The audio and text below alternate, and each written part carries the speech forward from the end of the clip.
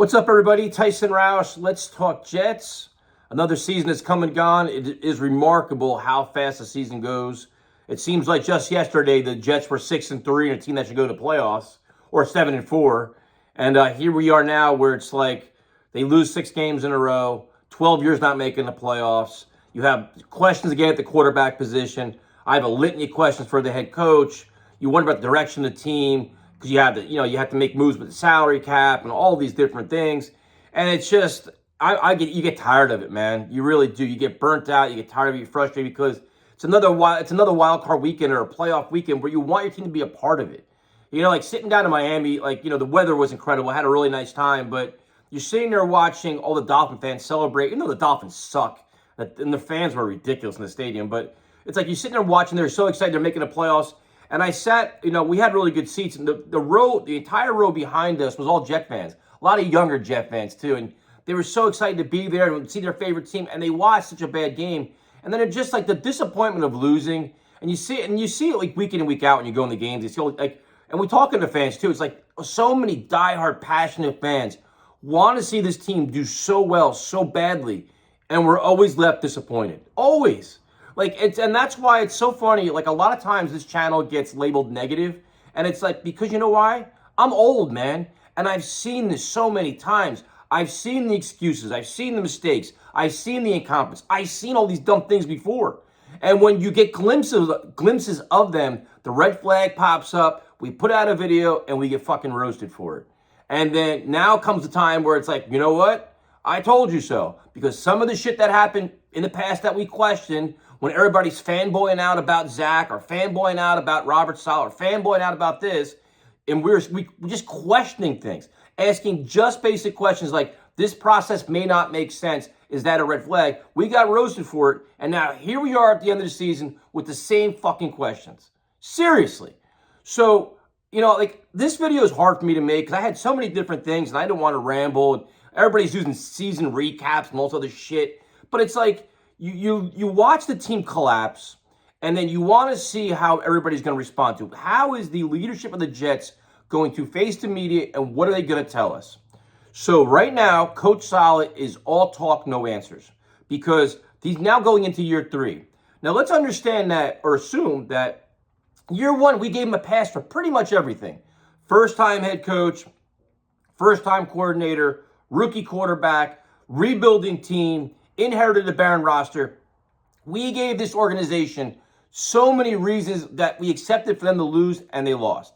Zach didn't play well overall. He got to the point where he was a decent game manager, and we gave him credit for that. But overall, Saleh made a lot of mistakes. The offense wasn't very good. They had some flashes. You had the Mike White thing and everything else. But overall, it's like, all right, year 1 was, a mixed results. But year 2, we want to see a lot more. So with Zach Wilson playing a lot better, because this offense, when Saleh was hired, it was, okay, he's going to be a CEO-type head coach, but the most important thing is find your quarterback and bring this offense to NFL standards, something Adam Gase couldn't do, or anybody before him, back to the Ryan Fitzpatrick days. So they bring in Zach Wilson, they get him. So there was the unfortunate passing of Greg Knapp, and we discussed that over and over and over, but that happened last year. So going into this year, now, keep in mind, Zach, they brought in how many different coaches for Zach last year? They brought in Matt Cavanaugh. They hired his coach at the end of the year. He had all these coaches helping him.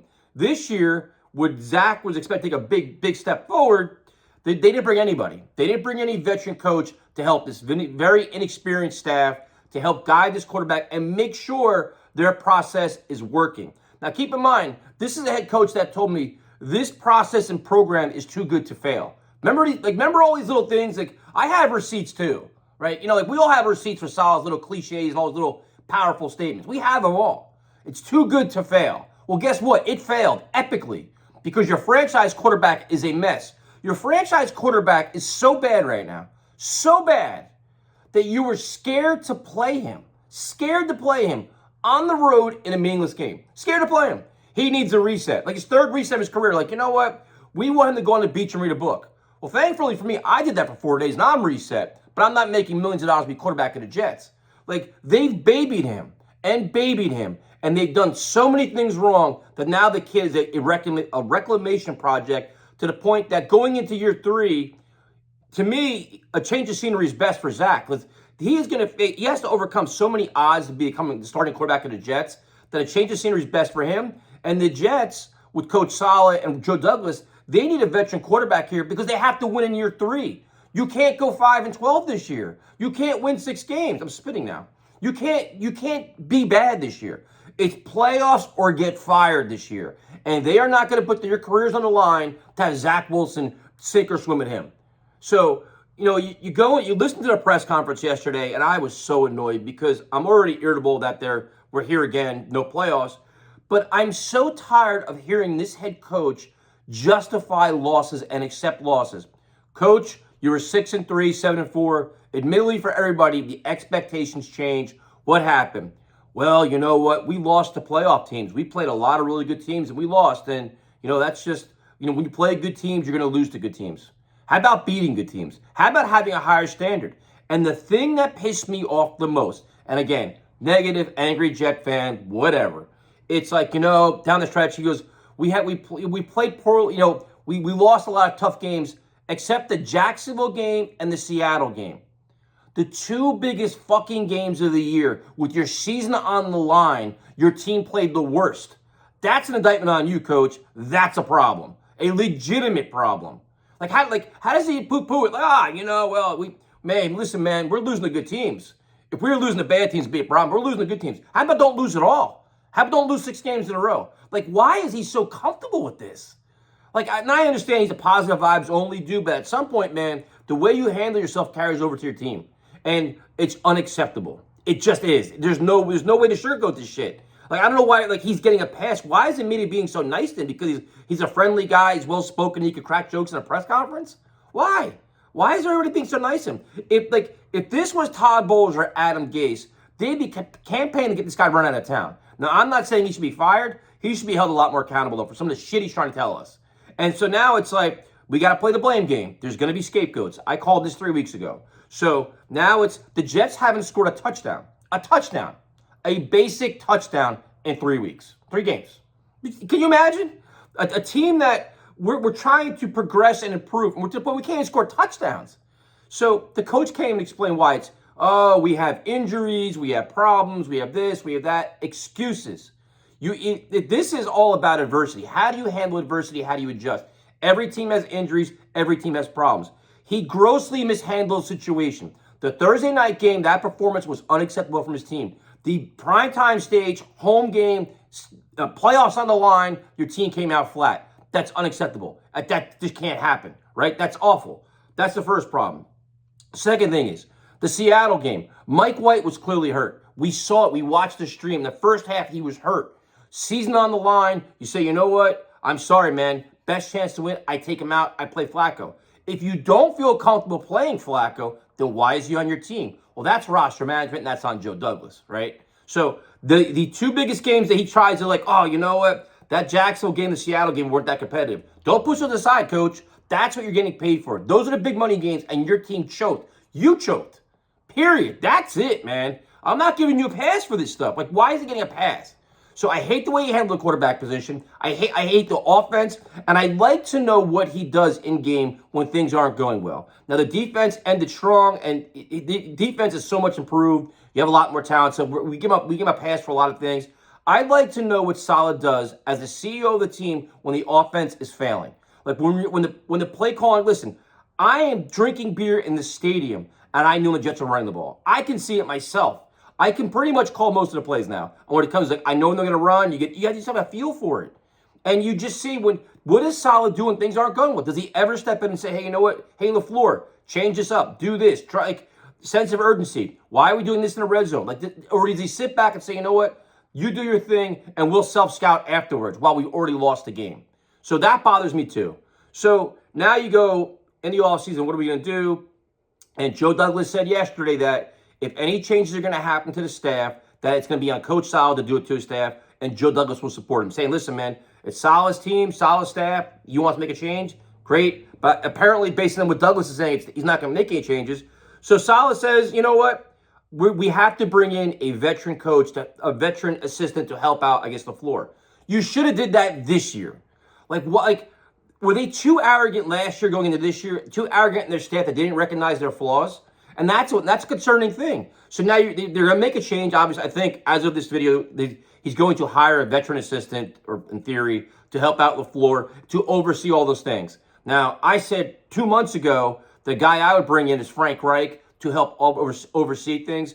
But the challenge you're going to have is that when you try to bring in a coach, what position are you offering, and what's your opportunity, and is there stability? And if you try to get a prominent coach, the thing is, do they feel you're coming to a situation where the head coach could be on the hot seat? So is there really stability there, or are you going to use this job as an effort to get back in the game and then move yourself up? So it may be hard to get a Frank Reich here to help out LaFleur, or he may be like, you know what, why am I an assistant to this guy who's basically proven nothing in the NFL? You're like, that's why, I understood the Matt Cavanaugh thing last year. They should have had somebody this year, so it's another year them already knowing the offense. But I'm fascinated to see who they can actually get in here to do that. So we'll see what happens with all this, man. I think a lot of things going on here are unacceptable. There needs to be a much higher level of accountability, and you got to recognize how much this team actually failed. And then I talked to a bunch of fans over the weekend, and the biggest thing is, well, was this season disappointing? Was it encouraging? So listen, in terms of disappointing, absolutely. Like missing the playoffs, there's nothing fun about this, especially when you had that opportunity. There was a time this season we said, you know what, the Jets can make a run at the AFC East, and they just failed.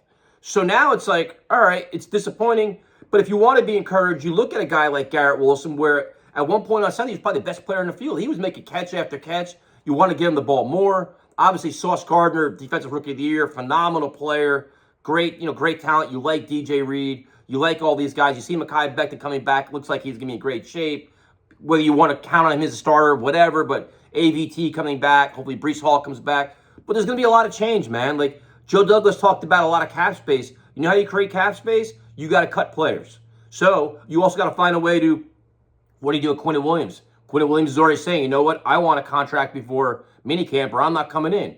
What do you do with Bryce Huff? What do you do with Carl Lawson? What do you do with Corey Davis? Like the young nucleus everybody talks about, like AVT and Garrett and Sauce, that's like 4 or 5 players you're really happy about. This roster is a lot bigger than that. And you got to really hope and figure out how much other talent's out there, how much other talent's going to be here next year. What do you do with Mike White? Do you try to find money to bring him back? Will you get more money elsewhere?